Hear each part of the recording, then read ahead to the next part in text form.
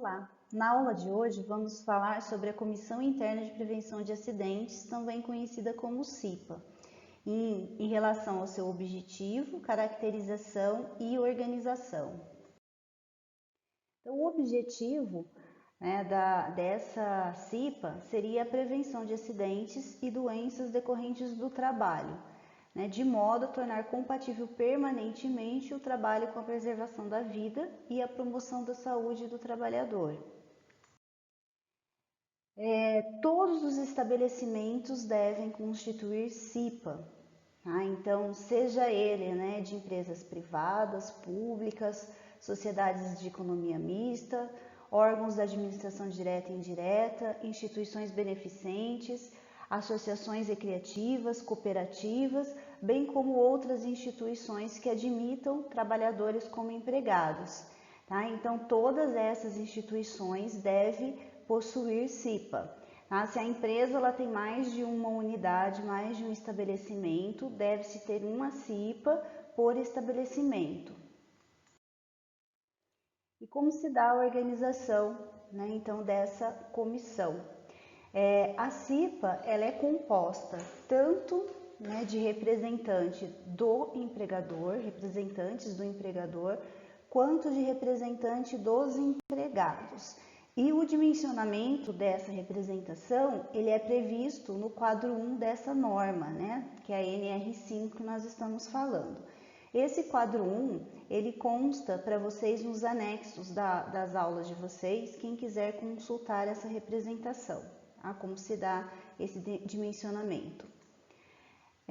Os representantes dos empregadores, titulares e suplentes serão por eles designados.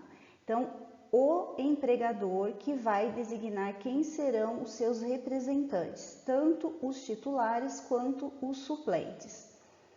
E já os representantes dos empregados, tanto os titulares quanto os suplentes, eles serão eleitos. Então, haverá uma votação, haverá uma eleição para se escolher quem serão esses representantes. E essa votação é em escrutínio secreto, do qual participa todo mundo, independentemente da filiação sindical, somente os empregados que estão interessados em participar. Então, não é obrigatório que todos participem dessa eleição. O número de membros titulares e suplentes da CIPA, considerando a ordem decrescente dos votos recebidos, também observará o dimensionamento do quadro 1, ressalvadas as alterações disciplinadas em atos normativos de setores econômicos específicos. Tá bom? Então, vamos supor que eu precise ter 2 representantes dos empregados. Então, os 2 mais votados serão os titulares e quem pegou em terceiro e em quarto lugar, eles entrarão como suplentes. Quando o estabelecimento ou a organização não se enquadrar no quadro 1, a empresa ela deve designar um responsável pelo cumprimento dos objetivos dessa ANR, podendo ser adotados mecanismos de participação dos empregados através de uma negociação coletiva. O mandato dos membros eleitos na CIPA terá duração de 1 ano e é permitida uma única reeleição. Então, eles foram eleitos, eles vão ficar no mandato durante 1 ano e se eles quiserem participar da próxima votação, eles podem participar dessa próxima votação. É vedada a dispensa arbitrária, ou seja, sem justa causa, do empregado eleito para cargo de direção de comissões internas de prevenção de acidentes, desde o registro de sua candidatura até 1 ano após o final do seu mandato. Ou seja, quem se candidatar a partir do momento que se candidatou e se a pessoa for eleita, durante 1 ano após o final do mandato dela, ela não pode ser dispensada sem justa causa, tá bom? Serão garantidos aos membros da CIPA condições que não descaracterizem suas atividades normais na empresa, sendo vedada a transferência para outro estabelecimento sem a sua anuência, ressalvado o disposto nos parágrafos 1º e 2º do artigo 469 da CLT.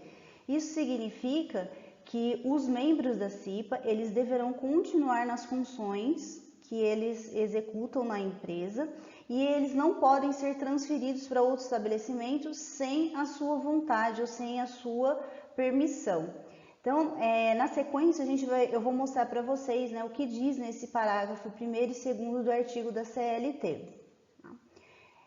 O empregador, ele deverá garantir que seus indicados, né, como a gente viu, os representantes do empregador são indicados por ele, mas ele deve garantir que esses indicados tenham a representação necessária para que se discuta e encaminhe soluções, né, de questões de saúde e segurança no trabalho que são analisadas pela CIPA.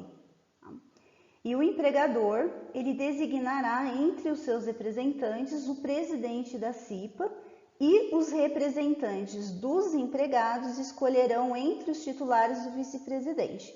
Então, o que significa isso? O empregador, ele vai designar todos os seus representantes. Só que desses representantes que ele designou, ele vai escolher quem será o presidente.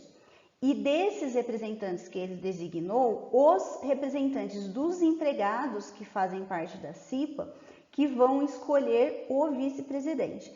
Tá? Então, o presidente é escolhido pelo empregador e o vice-presidente é escolhido pelos representantes dos empregados pertencentes na CIPA. Aí que o artigo, então, da CLT, o que ele traz, né? Que ao empregador é vedado, então é proibido, né, transferir o empregado sem a sua anuência ou sem que o empregado concorde para localidade diversa da qual resultar do contrato, então da qual ele foi contratado, para aquela unidade que ele foi contratado, não se considerando transferência a que não acarretar necessariamente a mudança de seu domicílio, tá? Então, não se considera, né, transferência que ele não precisar mudar do seu domicílio. Então, se ele não precisar mudar, a gente não considera isso como transferência, porque ele vai estar na mesma localidade. Então, não estão compreendidos na proibição desse artigo os empregados que exerçam cargos de confiança e aqueles cujos contratos tenham como condição implícita ou explícita a transferência, quando esta decorra de real necessidade do serviço. Então, se no contrato, né, do funcionário está implícito ou explícito a sua transferência, ele pode ser transferido caso haja a necessidade para isso. Tá? E é lícita a transferência, ou seja, é permitida, né, a transferência quando ocorrer a extinção do estabelecimento em que o empregado trabalhar. Então, se o estabelecimento for extinto, ele pode ser transferido sem a sua, né, anuência para outro estabelecimento. E em caso, né, de necessidade de serviço do empregador, poderá transferir o empregado para a localidade diversa da qual resultar do contrato, não obstante as restrições do artigo anterior, mas, nesse caso, ficará obrigado a um pagamento suplementar, nunca inferior a 25% dos salários que o empregado recebia naquela localidade, né, enquanto durar a situação. Então, o que significa isso? Que se a empresa ela tiver mais de um estabelecimento, né, e esses estabelecimentos ficarem em cidades diferentes ou até em estados diferentes, ela pode, em caso de necessidade, alocar, né, transferir um empregado por um tempo determinado para uma outra localidade, desde que, né, ela aumente no mínimo em 25% o salário desse funcionário durante todo o tempo que ele precisar ficar nessa outra localidade. Tá? Então, nesse caso, também é permitido. Os membros da CIPA, tanto os eleitos, que são os representantes dos empregados, quanto os designados, que são os representantes do empregador, serão empossados no primeiro dia útil após o término do mandato anterior. Então, assim que termina um mandato, a próxima equipe, ela inicia no primeiro dia útil após o término desse mandato.